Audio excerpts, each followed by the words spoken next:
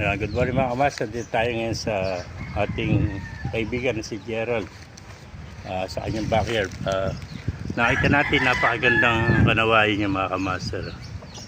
Ganda ng mga breed niyang kanawain mga kamaster. Bata pa, nasa 8 months pa lang mga kamaster. Gandang kanawain ito. Yun na. Guwapo oh. Guwapong kanawain oh. Yan mga kamaster.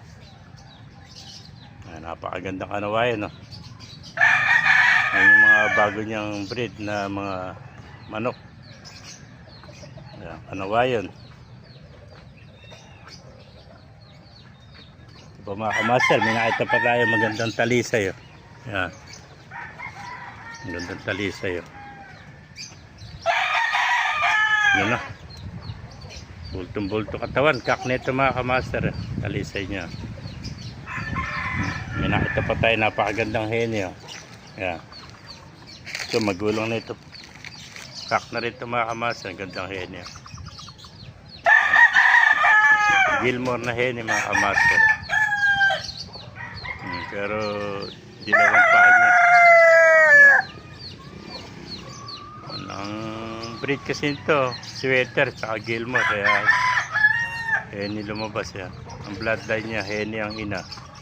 Ang ama heni, ang tatay niya sweater. Ayan, kaya lumabas to heni. Ayan mga kamaster. Ito po magandang talisay niya. Ayan. Pagandang talisay mga kamaster. Ayan. Bultong bulto katawan, kak na rin to. Ayan. Ito, may nakita pa tayo magandang talisay. Nakakross naman sa blues. Oh. Ayan o. Napakagandang blues. Oh. Talisay ito na nakakross sa blues. Ayan, yun ang kanyalabasan. Mga palahi niya. Ganda o. Kak na rin ito mga kamaster.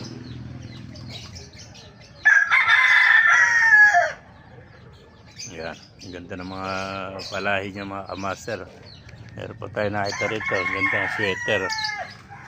Ganda ng pagkakapungos ito. Maliit lang ito pero mataas lumipad ito.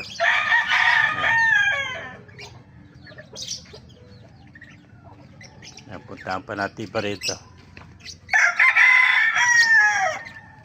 Meron pa rito yung kanyang bagong dating. Galing laon niya. No? Golden na bulik. Golden bulik ito mga kamaster. Golden bulik.